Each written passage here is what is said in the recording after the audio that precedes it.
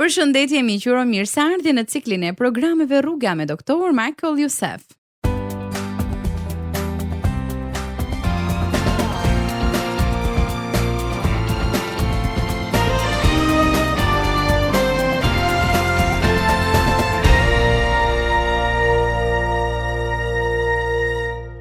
Seria e mesazheve që po përcjellim tek ju titullohet Çfarë do që të bëj Zot? Kjo është pyetja që mund t'ja bëjmë Perëndis kur ai na thërret të bëjmë diçka të madhe.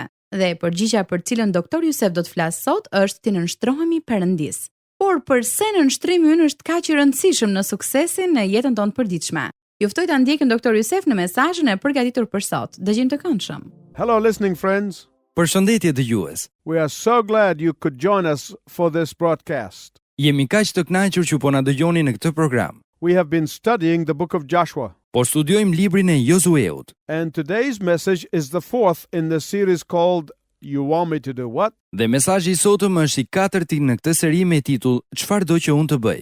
You Want Me to Do What is a question we may want to ask God when he calls us to do something overwhelming. Është pyetje që mund t'ja bëjmë Perëndis kur ai na thret të bëjmë diçka të madhe. And God's answer is to yield. Dhe përgjigjja e Perëndis është të nënshtrohemi. As you drive in the streets, you probably have seen a sign that says yield. Ndërsa udhëtoni nëpër rrugë, me siguri keni parë një tabelë ku lexohet nënshtrohu. The Bible from beginning to end has one big sign that says yield to God. Bibla nga fillimi në fund ka një tabelë të madhe që thotë nënshtroju Perëndis. For meaningful life, you must yield to God.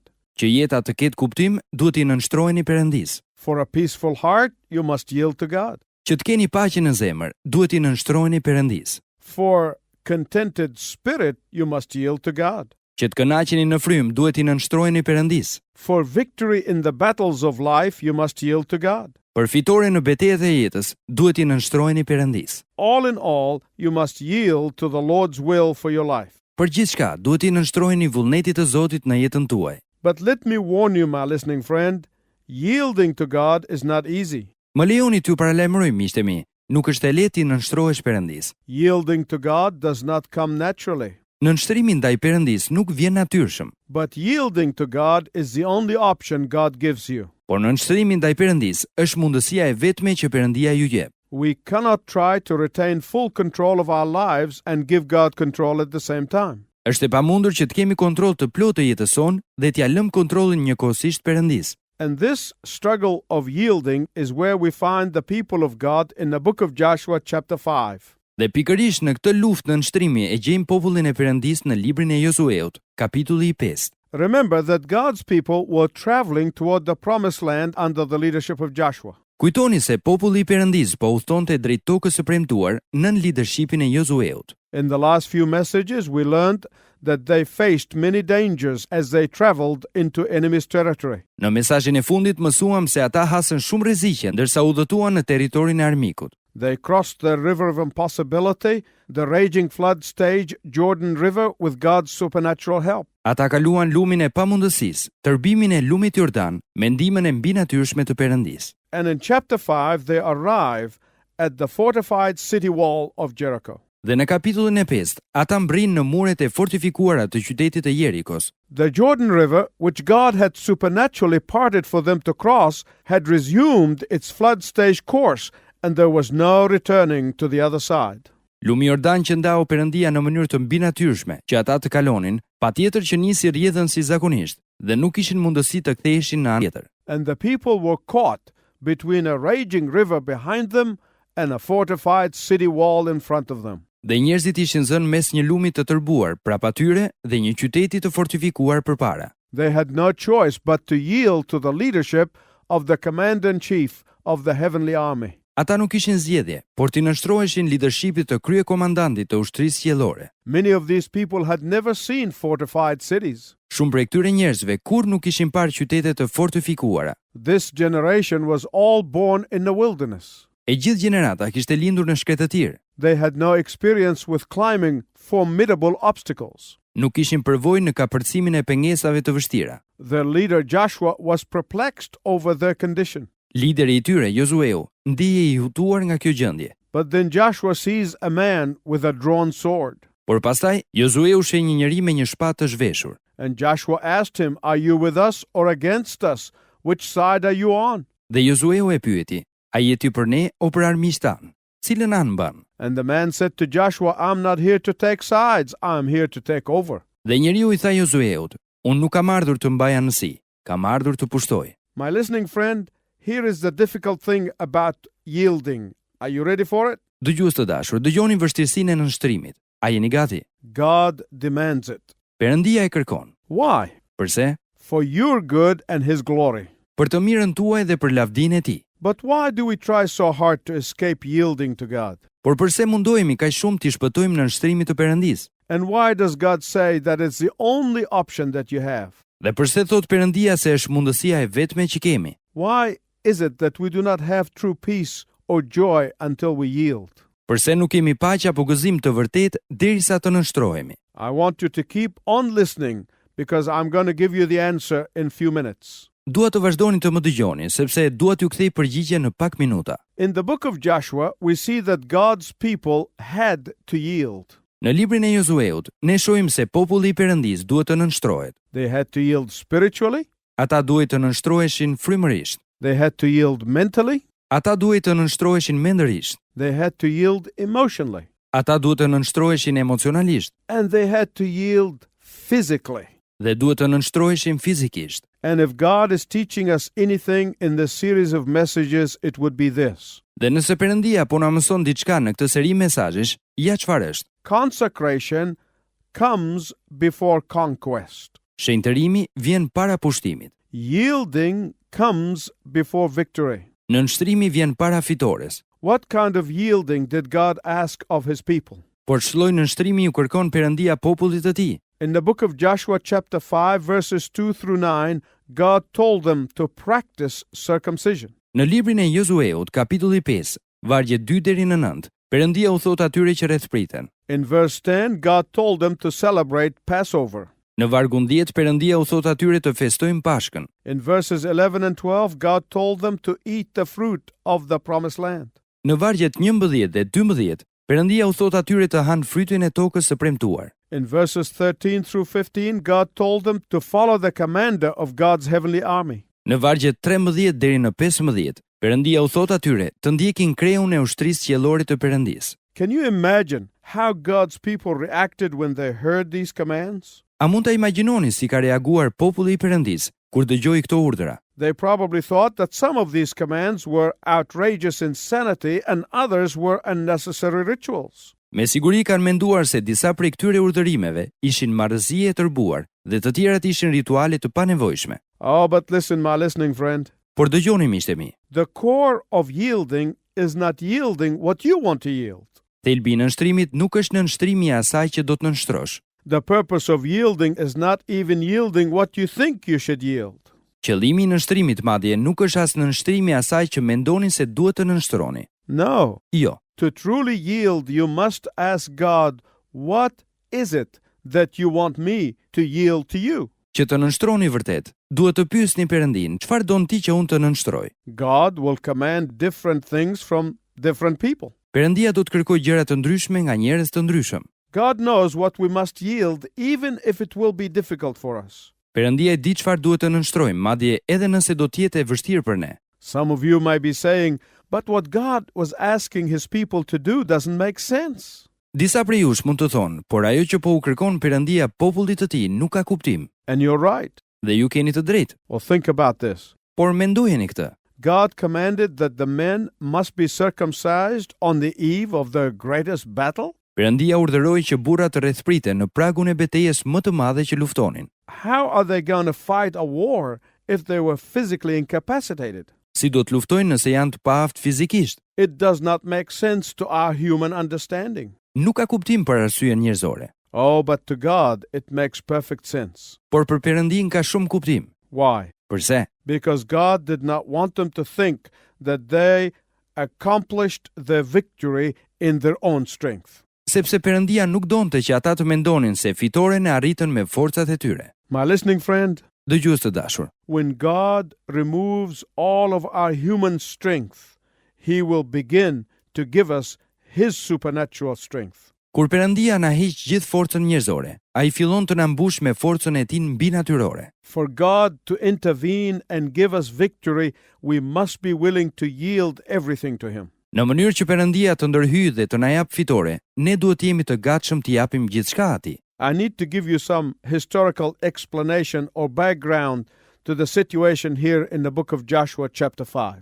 Më duhet ju shpjegoj historinë dhe sfondin e situatës në kapitullin e 5 të librit të Josueut. This generation of God's people was born in the wilderness after having escaped from the slavery of Egypt. Kjo gjeneratë e popullit të Perëndis kishte lindur në shkretë të tir pasi u arratis skllavërisë nga Egjipti. Only a few of these people, such as Joshua and Caleb, had experienced the history of their exodus. Vetëm pak nga këta njerëz, si Josueu dhe Kalebi, përjetuan historinë e eksodit. Only a few remembered what it was like to live in slavery. Vetëm pak e kujtonin si është jeta në skllavëri. Only a few experienced walking on a dry ground through the Red Sea after God parted the waters. Vetëm pak e përjetuan ecjen në tokë të thatë përmes detit të vdekur, pasi Perëndia ndau ujërat. This newest generation had not experienced those supernatural victories. Kjo gjeneratë e re nuk I kishte përjetuar ato fitore të mbinatyrshme. This newest generation had forgotten that circumcision was a sign of their covenant with God. Kjo gjeneratë e re kishte harruar se rrethprerja ishte një shenjë beslidhjes së tyre me Perëndin. This newest generation had not participated in the Passover. Kjo gjeneratë e re nuk kishte marrë pjesë në Pashkë. Passover reminded them of God's delivering power. Pashka I kujtonte fuqinë çliruese të Perëndisë. Eating the produce of Canaan was the foretaste of God's coming victory. Ngrënia e prodhimit të Kaananit ishte shija e fitores që po vinte nga Perëndia. And the ultimate yielding was their surrender to the commander-in-chief. Dhe nënshtrimi më I lartë ishte nënshtrimi I tyre ndaj kryekomandantit. Joshua's encounter of the commander of the heavenly army is one of the most exciting passages in the whole of the Bible. Takimi I Josueut me komandantin e ushtrisë qiellore është një prej pasazheve më ngacëllyese në tërë Biblën. Although Jesus Christ, the Son of God, would not be born for over 1,000 years after Joshua's time, Edhe pse Jezus Krishti, biri I Perëndis, do të lindej më shumë se 1000 vjet pas kohës së Josueut, and yet Jesus appeared in human form at a few key events in the history of God's people. prapse prap Jezusi u shfaq në formën njerëzore në disa ngjarje kyçe në historinë e popullit të Perëndis. Jesus appeared to Abraham under the oak tree at Mamre. Jezusi ju shfaq Abrahamit nën listë në Mamre. Jesus appeared to Jacob at Peniel. Jezusi ju shfaq Jakobit në Peniel. Jesus appeared to Moses at the burning bush. Jezusi ju shfaq Mojsiut në shkurrën që digjej. Jesus appeared with his chariots of fire to Elisha to fight the Assyrians on their behalf. Jezusi ju shfaq me qerrë zjarri e Eliseut, që të luftonte asirianët për ta. And here in the book of Joshua chapter 5 verse 13, Jesus appears to Joshua. Dhe këtu në librin e Josueut, në kapitullin e 5, vargu 13, Jezusi ju shfaq Josueut. Jesus appeared with a sword drawn to fight on their behalf. Jezusi ju shfaq me shpatë të zhveshur të luftonte në emër të tyre. What kind of military force did this divine commander lead? Cilat forca ushtarake drejtoi ky komandant hynor? They are called the hosts of the Lord. Ata quhen ushtria e Zotit. They are called the hosts of heaven. Ata quhen ushtria e qiellit. They are called the legions of angels. Ata quhen legionet e ëngjëve. And they are always ready to be deployed on your behalf, my listening friends, the moment you yield to the Lord's call upon your life. Dhe janë gjithmonë gati të shpërndahen në të mirën tonë, miqtë e mi, në çastin që I nënshtrojeni thirrjes së Zotit në jetën tuaj. When you yield your wants to God, Kur ja nënshtroni dëshirat tuaja Perëndis, when you yield your opinion to God, kur ja nënshtroni opinionin tuaj Perëndis, when you yield your comfort zone to God, kur ja nënshtroni zonën e rehatisë Perëndis, when you yield your time, your talent, and your treasure to God, kur ja nënshtroni kohën, talentin dhe thesarin tuaj Perëndis, when you yield your anger and bitterness to God, kur ja nënshtroni zemrimin dhe hidhërimin Perëndis, when you yield your depression and self-pity and hopelessness to God, kur ja nënshtroni depresionin, keqardhjen për veten dhe mungesën e shpresave Perëndis, God is ready to deploy his heavenly troops on your behalf. Perëndia është gati të pozicionojë trupat e tij qiellor për ju. In the book of Hebrews chapter 1 verse 14 we are told Në librin e Hebrejve, kapitulli I parë, vargu 14, neve na thuhet that angels are ministering spirits sent out to serve those who will inherit salvation. Se ëngjët janë frymëra shërbyese të dërguara të shërbejnë atyre që do të trashëgojnë shpëtimin. Although the angels are invisible, yet they are deployed on your behalf in your times of need. Edhe pse ëngjët janë të padukshëm, ata ngarkohen me detyrë për të mirën tonë në kohën e nevojës. The Bible said that 1/3 of the angelic hosts fell from heaven Bibla thotë se 1/3 e ushtrisë angjëllore ra nga qielli, when they followed Satan's foolishness of wanting to overthrow God from his throne. kur ata ndoqën marrëzinë e Satanit që kërkonte ta përmbyste Perëndin nga froni i tij. But here's the good news. Por dëgjoni lajmin e mirë. This means that 2/3 of the angelic beings are ready and committed to be deployed on your behalf. Kjo do të thotë se 2/3 e qenieve angjëllore janë gati dhe janë të përkushtuar të veprojnë për të mirën tuaj. That means for every demon that is harassing you and warring against you, there are 2 angels who are fighting on your behalf. Kjo do të thotë se për çdo demon që ju ngacmon dhe ju shpall luftë, janë 2 angjëj që luftojnë për interesin tuaj. When you yield to the commander-in-chief of the heavenly army, Kur I nështroheni kryekomandantit të ushtrisë qiellore, Jesus will show up. Jezusi do të shfaqet.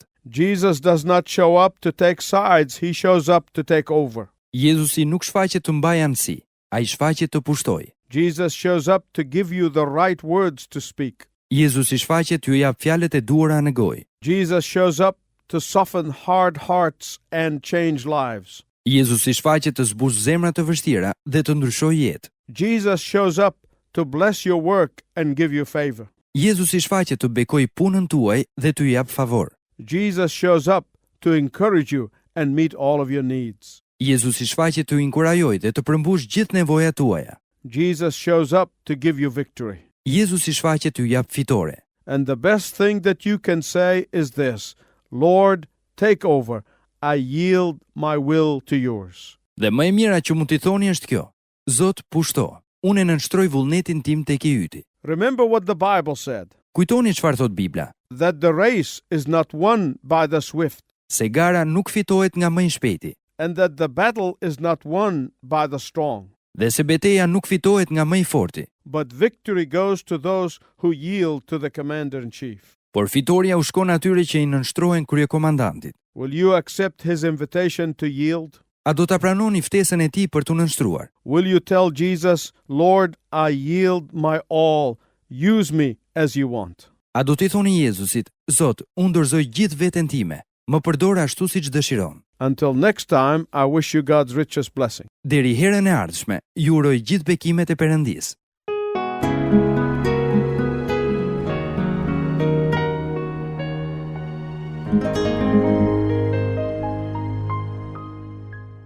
Të dashur miq, Perëndia na mëson që shenjtërimi vjen para pushtimit dhe nënshtrimi vjen para fitores. Që të nënshtroheni vërtet, duhet të pyesni Perëndin: Zot, çfarë do që unë të nënshtroj ty? Kur Perëndia na hedh gjithë forcën njerëzore, ai fillon të na mbush me forcën e tij mbinatyrore, në mënyrë që Perëndia të ndërhyjë dhe të na jap fitore. Duhet jemi të gatshëm të japim atij gjithçka. Sa herë që I nënshtroni dëshirat tuaja, opinionin tuaj Perëndis, kur I jepni atij zonën tuaj të rehatis, kohën edhe talentin, Perëndia është gati të pozicionojë trupat e tij qiellor për ju.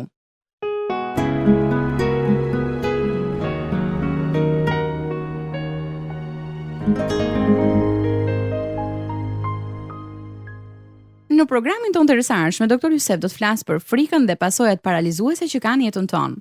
Mos u humbisni programin tonë të rësarshme për të mësuar se cili është plani I Zotit për një jetë pa frikë.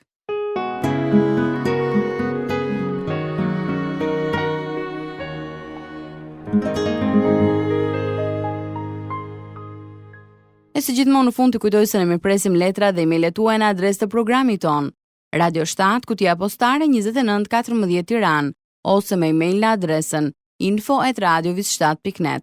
Po kështu mund të kërkoni dhe një kopje të librave të Dr. Jusef, Gjetja e agazimit që ka dashur gjithnjë dhe 7 hapat. Me shumë kënaqësi ne do të dërgonim një kopje. Deri herën e ardhshme bashkë, miru dëgjofshim.